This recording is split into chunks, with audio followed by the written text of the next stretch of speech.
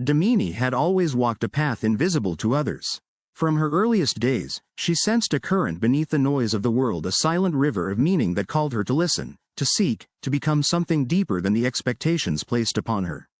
In a world obsessed with appearances and accomplishments, she carried a quiet hunger, a longing not for greatness but for truth. Her days unfolded between the sacred chants of temples and the ceaseless rush of crowded streets. Yet somewhere inside, she knew she did not belong entirely to either. Her soul yearned for a shedding, a return to something raw, something pure, something weightless.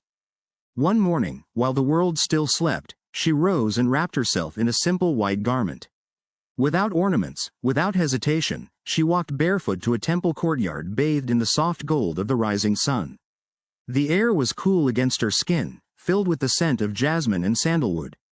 Birds sang overhead, and a low, steady hum of prayer floated in the distance. Kneeling before the sacred stones, Damini bowed her head. In that moment, she was not giving up beauty, she was giving up all the falsehoods tied to it. As the blade glided across her scalp, she felt a strange tenderness, not pain, but an aching release. Each strand of hair that fell carried away a burden, a fear, a memory, an old sorrow. She smiled softly, eyes closed, as the final locks dropped into her lap, light as whispers. When she stood again, her head bare and smooth, the world seemed sharper, clearer. The sky above her stretched endlessly, welcoming her like a long-lost daughter.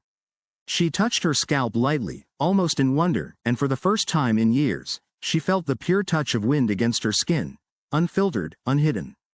She tied a simple scarf around her shoulders, not to cover herself, but as a gesture of grace.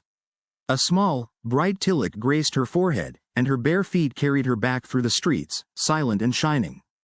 People turned to look, but she no longer carried the weight of their gazes.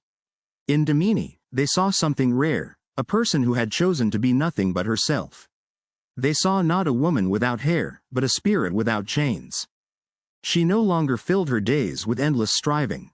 She moved with intention, with stillness, her very being a quiet rebellion against everything false. She spoke little, but when she did, her words carried a weight that silence had sharpened. In her presence, others found themselves breathing easier, smiling without knowing why. Damini became the soft murmur of truth in a shouting world. She lived simply, but her existence was luminous. She no longer needed to seek the divine. She had become a part of it, as natural and radiant as the sunlight she walked beneath. And so her journey continued, barefoot and bareheaded, heart uncovered, soul ablaze. A living reminder that surrender is the truest strength, and shedding what no longer serves us is the purest form of beauty.